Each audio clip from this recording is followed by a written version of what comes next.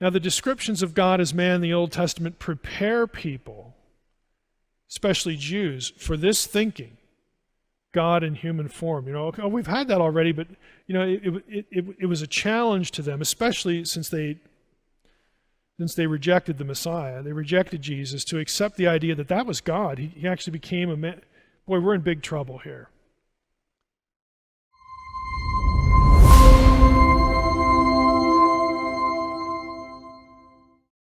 We'll come back to the fifth reference in a bit, but Jesus against this backdrop. We've already alluded to this one. I'm not going to belabor the point. John 1:1, Jesus is the Word of the Lord. And the Word was God. Yep. Again, you'll get people who do backflips here to try to make John some sort of Platonic or Neo-Pythagorean, or that's an anachronistic idea, but some sort of pagan philosopher, imbiber, it's an amateur philosopher here in pagan antiquity to get this idea. No, John's just reading his Old Testament. It's not very complicated. The Word became flesh. Now, this is important because in the Old Testament, it's one thing to have God show up visually as a human. And in some cases, like in Jeremiah 1, it's even tactile. The word of the Lord reached out his hand and touched my mouth, Jeremiah says. It's quite another, though, to say that God became a man, was born of a woman, traveled through the birth canal, all that. The Word became flesh. That ups the ante.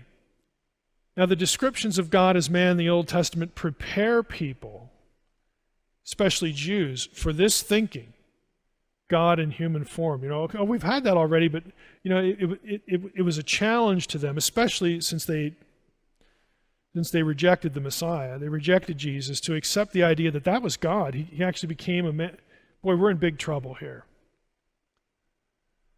Okay, this ups the ante, the language, but the Old Testament idea of God as man, a Godhead, there's two there. The God, the invisible Yahweh who's everywhere, and then there's God also on earth. That prepared them for Jesus.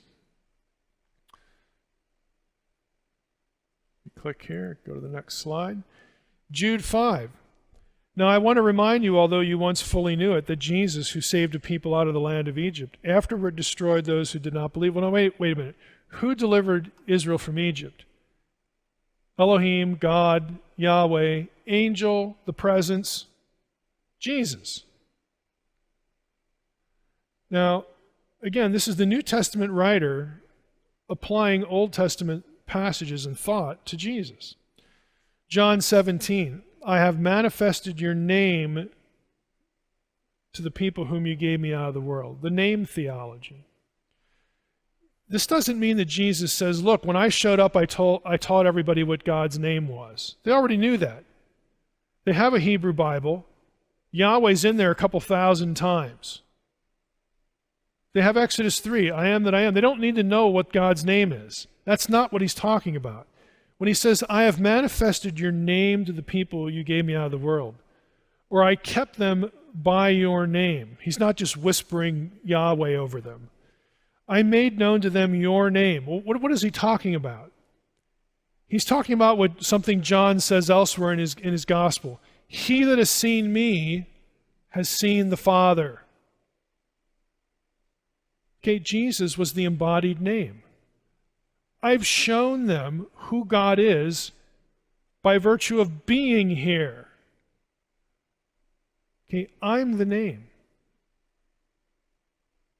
Doesn't Jesus say in John chapter 10 that the Father is in me and I am in the Father?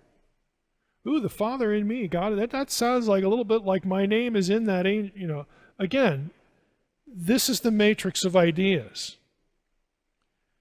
When the gospel writers are writing this and Jesus is saying this, there's a framework already in place for their Jewish listeners to process what's being said.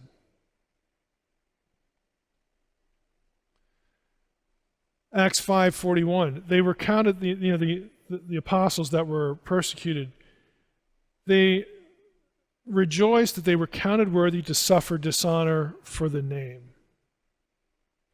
It's for God, but it's also for Jesus. For they have gone out for the sake of the name, accepting nothing from the Gentiles. 3 John. See, Jesus gets referred to the same way that God got referred to in the Old Testament, as the name. Now, here's our fifth reference. Remember the cloud rider, that this was a stock description of Baal, who no one questioned was an actual deity, not a sub-deity, a part deity, angel who wasn't deity, none of that. None of what the Jehovah's Witnesses, let's just say it, want you think that Jesus is, or Unitarians. That there's some spark of divinity in Jesus. Or Jesus was just an angel, not really God. No. And that isn't what the text says. Because in Daniel, you get your fifth reference to the one who rides the clouds. 4 times the prophets, the biblical writers, will use that description. It's used only of Yahweh, right here. O Lord Yahweh, you make the clouds your chariot, so on and so forth. 4 times they take this title of Baal and attribute it to Yahweh. Here's the 5th one. And it's not Yahweh, it's the second character in the vision of Daniel. The Ancient of Days, God, is already seated.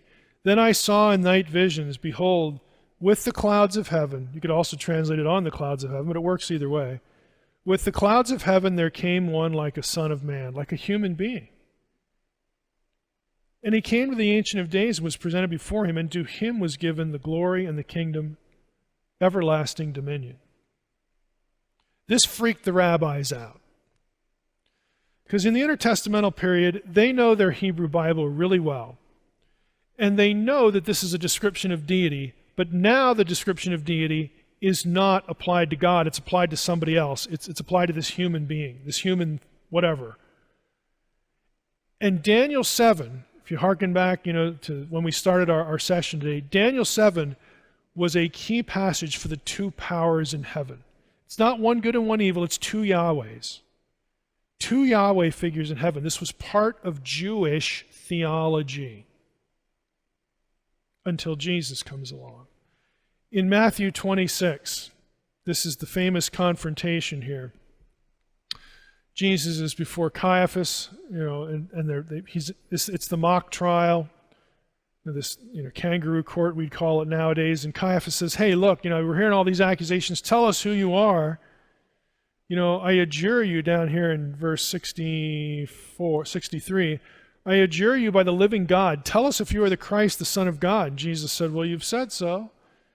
But I tell you, from now on, you will see the Son of Man seated at the right hand of power, everlasting dominion, and coming on the clouds of heaven.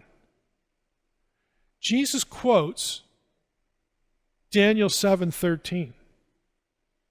Now it's easy for us to look at that and say, Jesus is trying to be clever, he's trying to misdirect, he's just, being evasive. No, he's not. He's being anything but evasive. He's giving Caiaphas both barrels. You want to know who I am? Okay, you know what Daniel 7:13 says. Jesus is saying, I'm the second Yahweh figure. I'm Yahweh as a man. I'm the one who comes on the clouds. I'm the Son of Man. And Caiaphas understands instantly that this is what he's doing, because look at what Caiaphas does and says.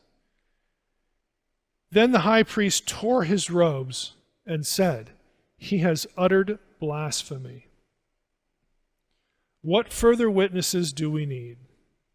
You have heard his blasphemy, and they sentence him to death because he called himself God. Right there it is. So this is 2 powers in heaven thinking, again, that prepares the Jewish community for what Jesus is going to say and do, and prepares people to listen to the apostles, especially, again, if they're Jews.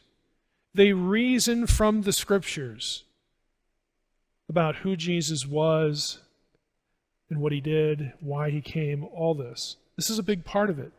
And so this is why around 100 AD, back to Siegel's book, because this is where Siegel's book lands, what he shows from his knowledge of rabbinic texts. Once you got into the 2nd century, which is the 100s AD, right after the birth of the early church, the Jewish community declared the two powers in heaven idea off limits. They declared it a heresy. They declared a point of their own theology heresy to protect themselves from Christian apologetics. There's really no other way to say it. This is what they did.